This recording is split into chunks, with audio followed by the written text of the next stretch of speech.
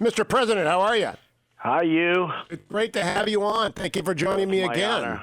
We've done it many times, and it's my honor. It's always fun. I'm a little superstitious. We talked 16 times during the 2016 election, so I think we need 15 more to make sure you win. We'll catch it. We'll catch it. That's an easy record. Look at the stock market today. It's up 323 points after a big day yesterday, and we are up to 28,000.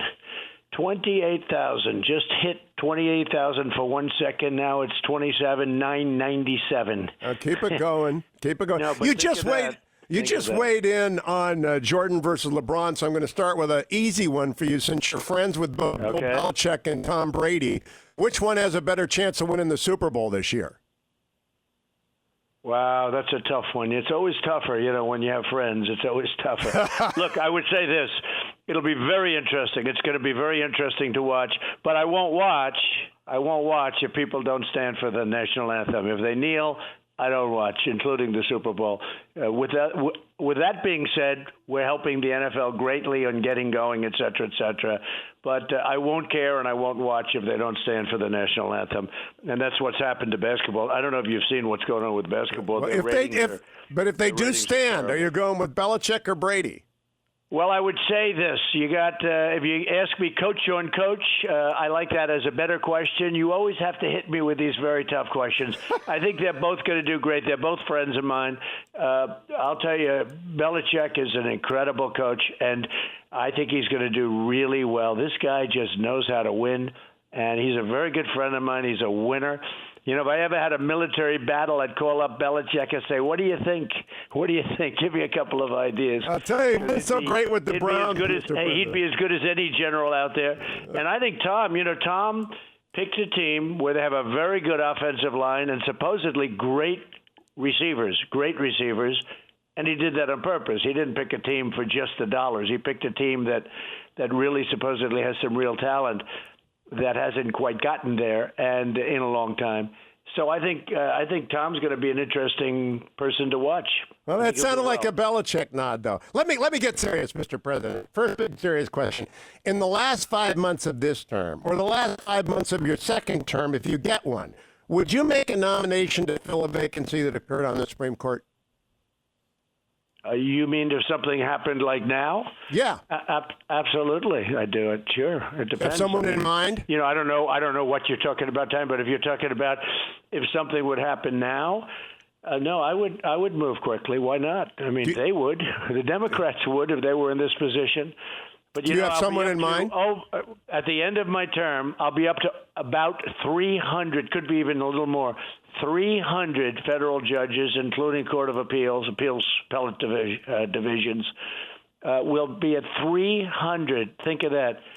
300 judges, probably a little bit more, and 2 Supreme Court judges. Think of that.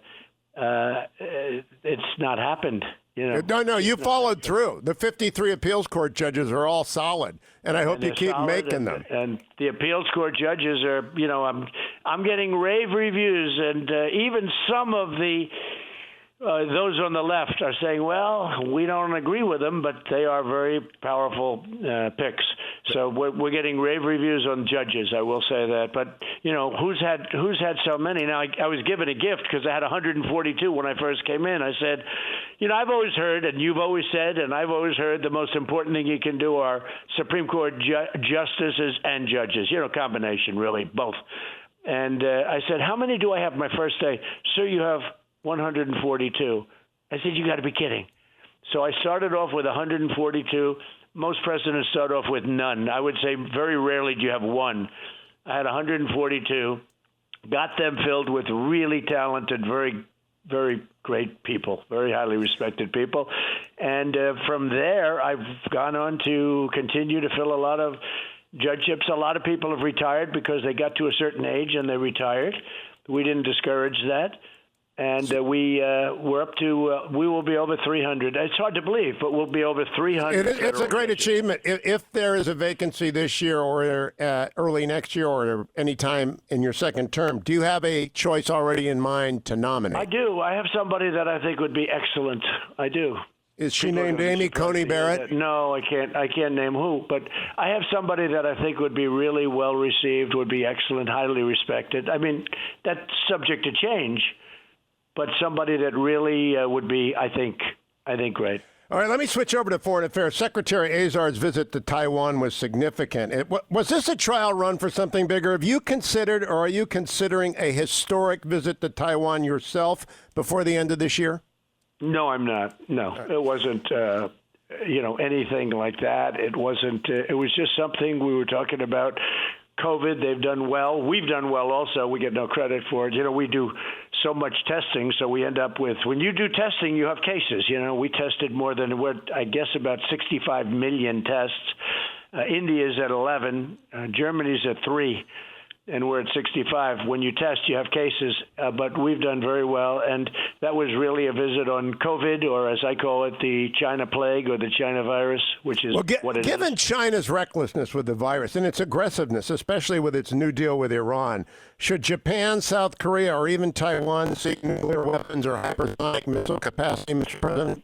Well, I'm not going to suggest anything, but I will tell you it causes problems, and it's a big point of discussion for us over the next 2 months. I will tell you that. It's going to be a very big point of discussion. Do you find their alliance with Iran to be particularly troubling in their pattern of recklessness? I don't like it. Not at all. And my relationship I had a very good relationship with President Xi. But once we got hit with a virus that they didn't get hit, they contained it in China. Now they've had outbreaks like everyone else, but they contained it essentially in China. But they didn't contain it from the U.S. and Europe and the rest of the world. 188 countries, 188 countries. You told me in 2016, Mr. President, that you would get up to speed on all the terrorists, and you did. Was it a hard call for you to order Soleimani killed, even though he had been responsible for the death of hundreds of U.S. servicemen and women in Iraq? Was it still hard to order the hit? It's never an easy call. It's always you're talking about human life one way or the other. You don't know where it leads. It's turned out, and al-Baghdadi, don't forget, took out the founder and leader of ISIS, who was trying to build it again. When I took over, ISIS was prevalent. It was all over the place, and I wiped out ISIS in Syria and Iraq, 100% of the caliphate. And we found that al-Baghdadi, now he's the one that withstood. I always said the one with the fan. He always had the fan. It was the old picture, but he always had the fan behind it. I said, why can't you find him? And I was looking for him from the beginning. And we knocked out him, as you know. That was big. And then we did Soleimani. And there are those that say that the Soleimani was the biggest move made in the Middle East of anything. And I don't even view it that way. What he did to our soldiers, what he did to people, he was the king of the roadside bomb. He loved the roadside bomb. He loved blowing people's brains out, loved blowing people's legs off and arms. And I see him in the hospital. I go over to Walter Reed, where I think you have the greatest doctors in the world, by the way, because I see what they can do. It's incredible. But I go over and visit these soldiers a lot, and they are badly, just bad, the military, they are badly, badly injured. And that was really a Soleimani thing. Yes, it was. A large percentage of those bombs were either directly or indirectly put there by Soleimani. You mentioned destroying ISIS, Mr. President. ISIS grew up under President Obama, and Susan Rice was his national security advisor. Right. If Joe Biden picks her, will that be an issue, what happened with ISIS under her watch as NSA? Not only ISIS was spying on my campaign. We caught them spying on my campaign, And I used to watch you on all those liberal lefty shows with Sleepy Eyes Chuck Todd, and Chuck's a great host, you know that, but he just doesn't fit into that group. But somehow you wanted to be honest, and you have to be honest. I know you very well, very well. It's always interesting to have the name you. I know you very well, you. But I will tell you that you've been terrific. But I watched you on those shows with with a few of our friends like Sleepy Eyes, and it was a very interesting group. I don't think you felt too comfortable. Well, I always feel I like Chuck. Chuck knows he'd probably talk sports with you longer than me, but I want to go back to Rice. She was one of the unmaskers of Michael Flynn. Will that be an issue if she's the vice presidential selection? Oh, 100%. Look, not only, I mean, literally, not only that, we're talking about unmasking, yes, that was a big deal, horrible deal, where they unmasked him so many times. I think he's got to have the record for unmasking. Maybe I do, because we're still looking. How many times did they unmask me? Let's find that out, too. Because, look, they were spying on our campaign. They were using him and others, and they were spying on my campaign. So was I unmasked? So far, they haven't said. But let's see what happens. I think you're going to have a very interesting report coming out with Durham. Not report. I hope it's not going to be a report. The last thing I want is another report. We've had enough reports. We had the report on Comey, which told you he was a dirty cop. What a report that was. Have you spoken with John Durham, Mr. President? I have not, specifically not. No. Have you spoken to Barr about Durham and whether or not we can expect a decision on indictments before the election? We have a great attorney general. I leave him do his thing. I will ask him every once in a while, when is it coming? When? I can only say this. I believe it's bigger and far more far-reaching and far more powerful than anyone ever thought possible. Is it outside of the FBI, Mr. President? Did it get into the intelligence community? It's into every community. This thing was prevalent. It was all over the place, and it was a disgrace. They spied on our campaign. They tried to take me down both before and after the election. They wrote a fake dossier with hookers and all of the disgusting things, and it was a total work of fiction, and that's been proven now many times. And they wanted to use that. And the only thing they couldn't do, for whatever reason, I'll tell you, probably the only time I've respected the media in the last 10 years is they were unable to get the fake dossier printed in mainstream media or at all. Nobody would take it because they all knew it was phony. They all knew it was fake. Today they take it because they've gotten worse, far worse than they were 4 years ago. But they couldn't get it printed because they wanted to get it printed before the election. And after the election, it didn't mean so much. But they wanted to get this fake document printed before the election, and they couldn't do it. Let me ask you about the dossier. And by the way, and John McCain tried, and they all tried. John McCain, I'm supposed to think wonderful things about John McCain, but they brought it to John McCain. They all tried, and they couldn't get it done. And for that, I respect the media. If Joe Biden somehow beats you, Mr. President, do you think he'll bury this investigation into the Bureau, the intelligence community, the dossier? Do you think it'll be gone? Probably. Probably. I think it's another reason we should win. And we're doing very well. I don't know if you've seen, the polls have been going up like a rocket ship. Hey, George Washington would have had a hard time beating me before the plague came in, before the China plague. And then, like every other nation, like other countries, when you get hit, it affects you. And we went down a little bit, and then we went down a little bit more, and now we're coming up at a level that we haven't seen. I just got back from Texas, Ohio, and Florida, where I got all law enforcement awards, everything. We got the endorsement from all of them. But I just got back, and they're the largest crowds on the highway I've ever seen. I'd love to do the rallies when we can't because of the COVID. You can't have people sitting next to each other. The big states are Pennsylvania, Ohio, Wisconsin, Michigan. Those are Big Ten states. The coaches want to play football. Do you think Joe Biden wants to play football? Do you think he'll join you in the call to play football up there? I don't think Joe knows what he's doing right now. I think Joe's trying to get out of the basement. I'm not sure that he knows. If you'd ask him that question, I don't think he'd be able to answer it. I think you should play football. These are young, strong athletes. As you know, this disease has very little impact on young people, the immune system, and plus they're in great health. They're in very good health, and I think you should play football. They want to play football. I spoke about it a little bit yesterday, but they want to play football, and they should play football. And they should stand for our national anthem, and they should stand for our flag and respect our flag.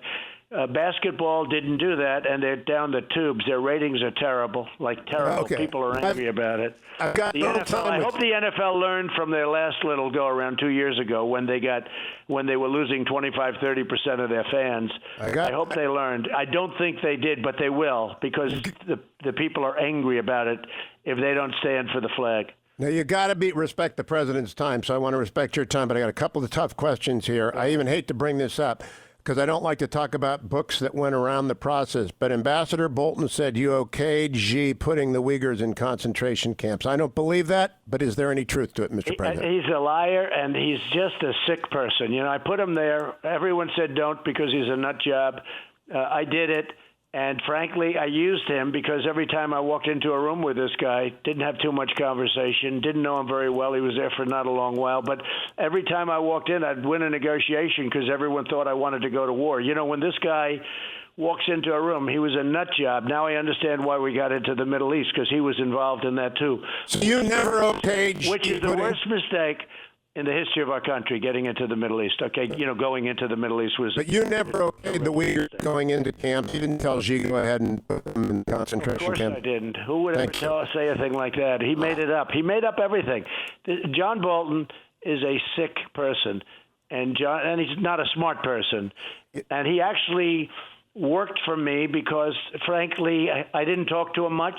There wasn't much to say. You're not going to learn much from the guy. He's just, hard line to a point of stupidity.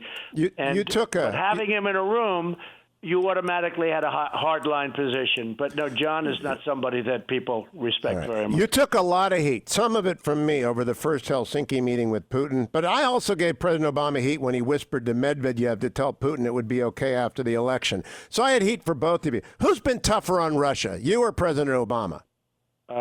By a factor of 50, me. Okay. Number one, he sent pillows, and I said, send them the tank busters. Okay. Number two, I got NATO to pay $400 billion a year more to protect themselves against Russia. Obama got nothing except it went down, down, down. Those things. I revealed the pipeline, Nord Stream 2. Nobody even talked about it. Germany's getting their energy from Russia. I said, what kind of a deal is this? You're paying Russia billions of dollars. We're protecting you from Russia. What's this all about? I built our military, $2.5 trillion. Our military is the strongest it's ever been right now. I spent $2.5 trillion. Obama, our military was depleted. I also took care of our vets, and I took care of lots of other things, and we have Space Force. We became the biggest energy in the world. We're now the biggest energy by far in the world. And I think the most important thing you've done is you reframed the China relationship, breaking with the policy of 50 years to make sure we know they're an adversary. But you tweet nice things about President Xi. Is it possible to both be nice to people and also be tough as hell on them? I had a very good relationship with President Xi. I would even say better than good. I would say we had a great relationship. He's a great gentleman, but my relationship is no longer very good with him because of what they did with the China virus. If you ask me that now, I would have said great. I had a great relationship with him. I made a great trade deal. They're buying billions and billions of dollars worth of product. You notice you don't hear the farmers complaining, do you?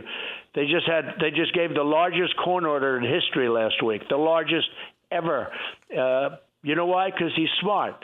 Because rather than saying we're not going to do business with them, they say, let's get the biggest orders we've ever gave, because they know how I feel. And I'll tell you this, with Iran and with China and with everybody, Russia, we're dealing with Russia right now on a nuclear arms pact and they want to do it. They want to do it badly. I don't think they'll wait. I think they want to do it, and it's a great thing. This is the biggest problem in the world today. We're dealing with Russia right now in that. But I'll tell you this, with China, but with Iran and North Korea, look what North Korea, everyone thought we were going to be. If Hillary Clinton got in, maybe the war would be over by now, but millions of people would have died. You would have had a war with North Korea. He expected to have a war. Where's the war? You don't have a war. And we have a very good, very different, but very good relationship. What are those things?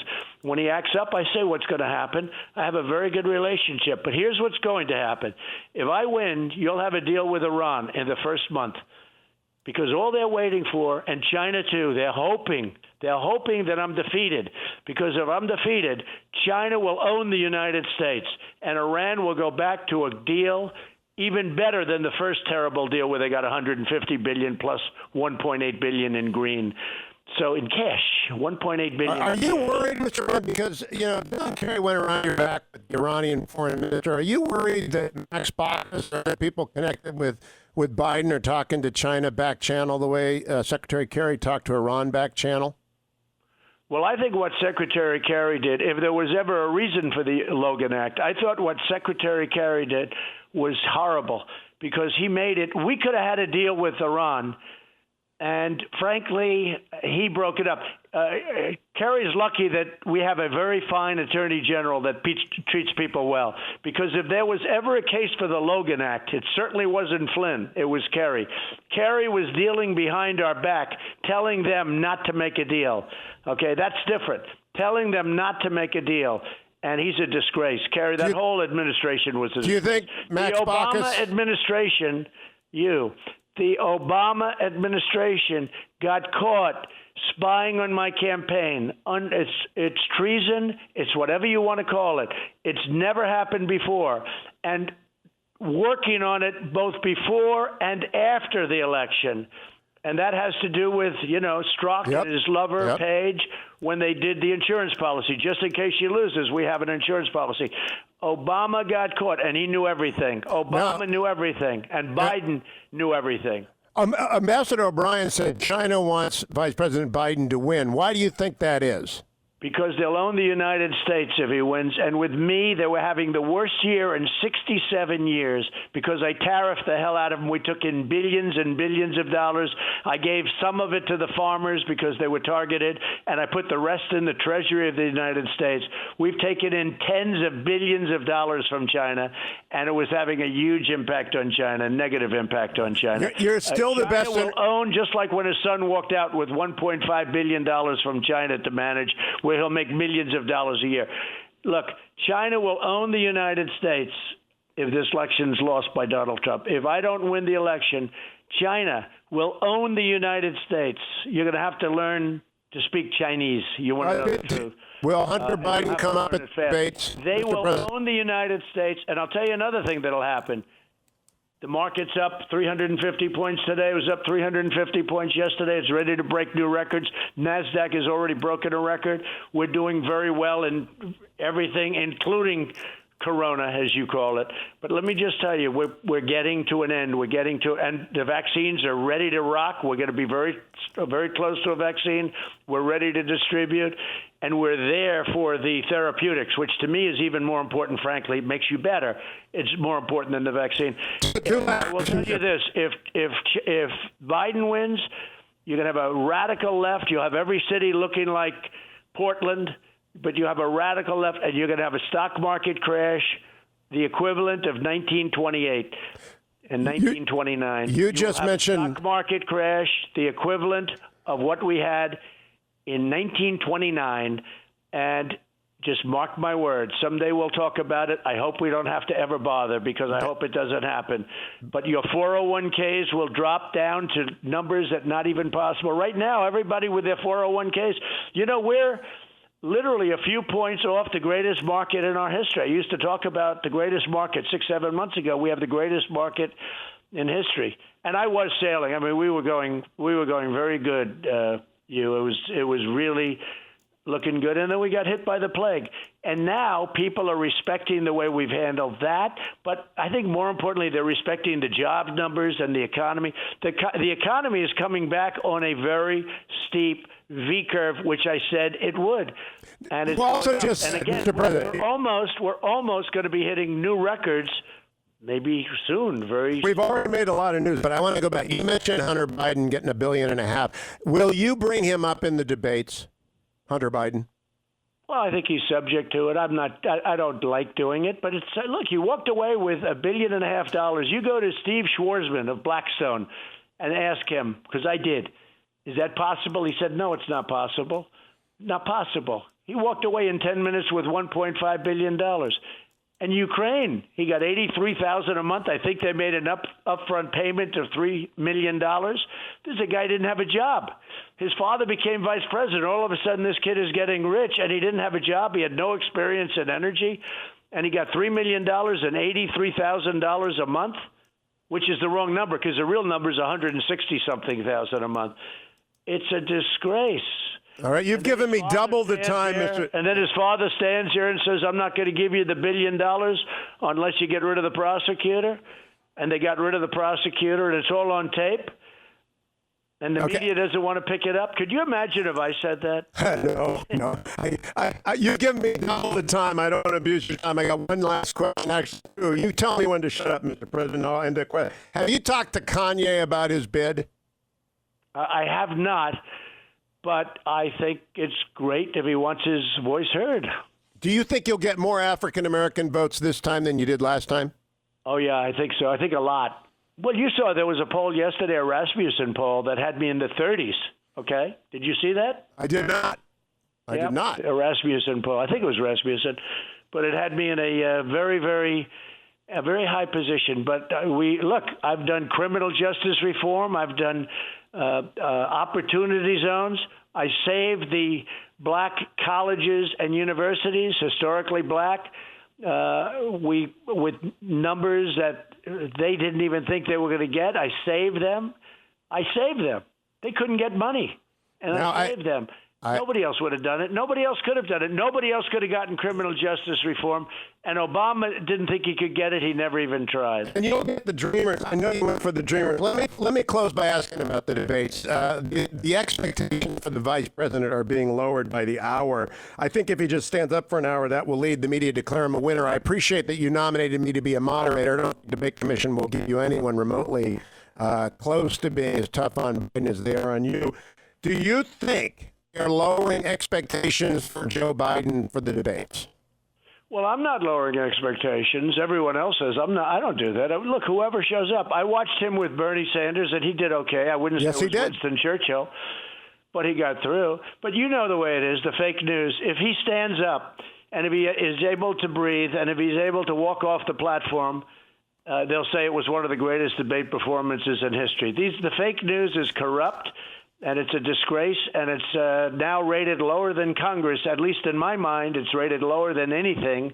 But I've seen things from the fake news that someday I'll tell you some things you wouldn't even believe. These are corrupt people. So if he goes and debates, if he said, yes, I had a wonderful breakfast, thank you for asking the question, they'll say it was one of the greatest answers in history. So, I know what I'm up against. And I had a smaller dose of it with Hillary, but Hillary was smart. Joe was never smart. Joe wasn't smart in prime time. I've had a certain highly respected senator years ago, I said, who I got along with very well, which people would be shocked at. I said, who's the smartest person in the Senate? He gave me a name. Then he said, who's the dumbest? He said, Joe. I said, who's Joe? Joe. I said, who is he? Who is he? I said, Joe. You don't know Joe? And we go along. He said, you're talking about Biden? Yeah, I'm talking about Joe Biden. I said, why, he's the dumbest in the Senate? He's by far. He's a glad hand. He called him a glad hand, and he was a friend. He was a friend of the guy. But he said, Joe Biden's the dumbest in the Senate. Now, that was in prime time. That question was asked 20 years ago, probably.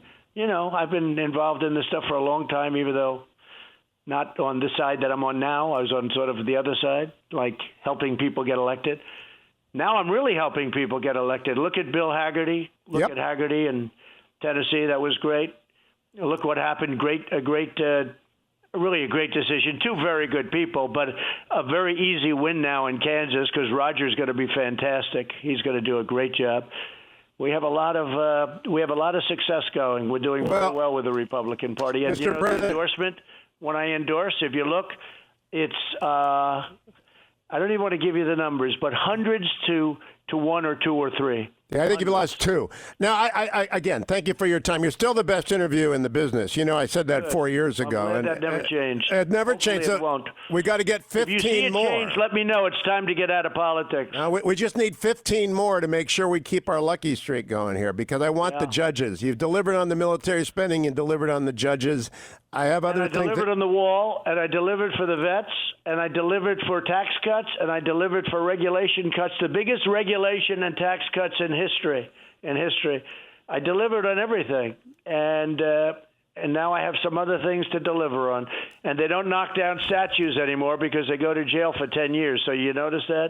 And I'm waiting for the people in Oregon to call me and the people in Illinois to call me so we can send in the National Guard and take care of their problems. But they This don't is want to getting call. out of hand, Mr. Through President. pride or stupidity, they don't want to call. Chicago is getting out of hand. That was a rough weekend in Chicago. We can solve that problem in 1 hour, just like we did in Minneapolis. They were ripping the place apart, and I was calling them and saying, you better get the guard out. Get the guard out. We're ready. Get the guard. As soon as the guard came out, it was over in an hour. You saw the scene, the black uniforms walking down the street, bum, bum, bum. They didn't miss a step. The whole thing was over. They could have done that a week earlier, and you wouldn't have had a city that was ripped apart. But you respect the governor's power. You're a federalist. Going in the next day. My guys were going in the next day. That's the only reason that happened. So you believe in a lot of positive things are happening, and you're a great guy, and a lot of fun, and we'll do it again. We have to keep Thank you, Mr. President. Keep your schedule going. All right, 15 more times. Talk to you soon, Mr. President.